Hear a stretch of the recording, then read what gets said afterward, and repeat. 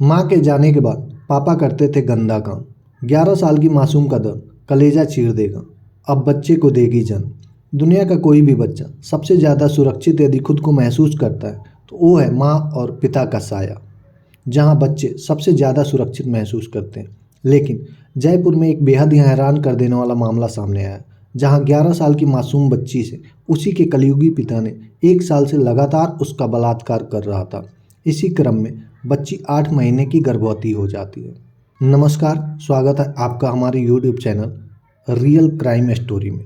आज जो मैं आपको केस बताने जा रहा हूँ उसे जानकर आपके रोंगटे खड़े हो जाएंगे। राजधानी जयपुर में दलित परिवार में एक हैरान कर देने वाला मामला सामने आया है। यहाँ 11 साल की मासूम बच्ची से उसी के पिता ने ही दुष्कर्म किया। बार बार देह शोषण के बाद पीड़िता गर्भवती हो गई। पीड़िता ने हाईकोर्ट से गुहार लगाकर गर्भपात की अनुमति मांगी है, लेकिन हाईकोर्ट ने ऐसा करने से इनकार कर दिया, क्योंकि मेडिकल बोर्ड के अनुसार अगर गर्भपात करवाते तो बच्ची की जान को खतरा हो सकता है।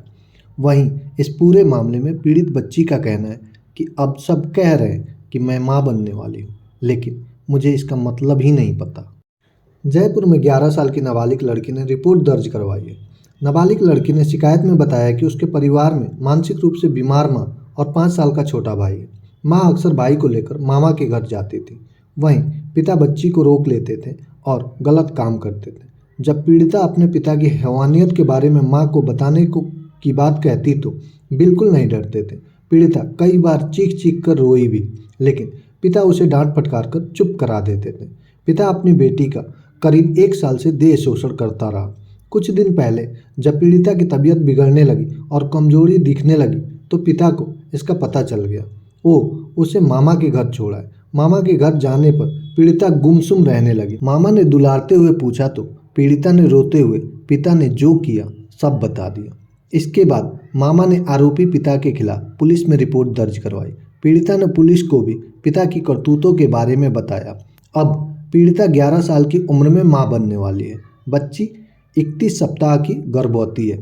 पीड़िता ने हाईकोर्ट से गर्भपात की इजाज़त मांगी है। ऐसे में पीड़िता ने रोते हुए कहा, सब कह रहे हैं कि मैं मां बनने वाली हूं, लेकिन मैं कुछ समझ ही नहीं पा रही हूं।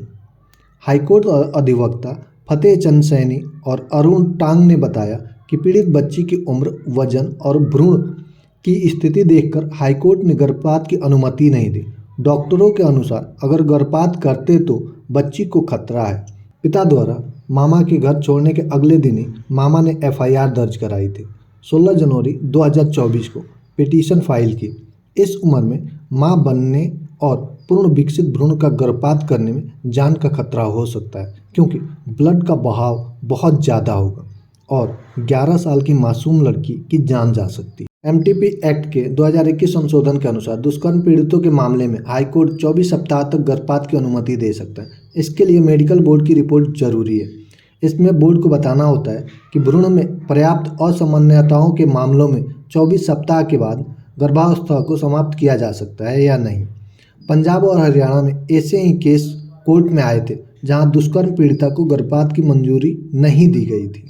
फिलहाल गर्भवती बच्ची को नर्स की देखरेख में बालिका गृह में रखा गया है और नवजात होने पर उसको बाल कल्याण समिति को सौंप दिया जाएगा। इधर आरोपी के पिता का सैंपल भेज दिया गया है, लेकिन डीएनए रिपोर्ट का अभी भी इंतजार है। इस तरह की रियल क्राइम स्टोरी को सुनाना मेरा मकसद किसी के भावनाओं को आहत करना बिल्कुल भी नहीं है। बस ऐसी रियल क्राइम स्टोरी मैं आपके लिए लेकर आता हूँ, जिससे जानकर आप जागरूक रहें।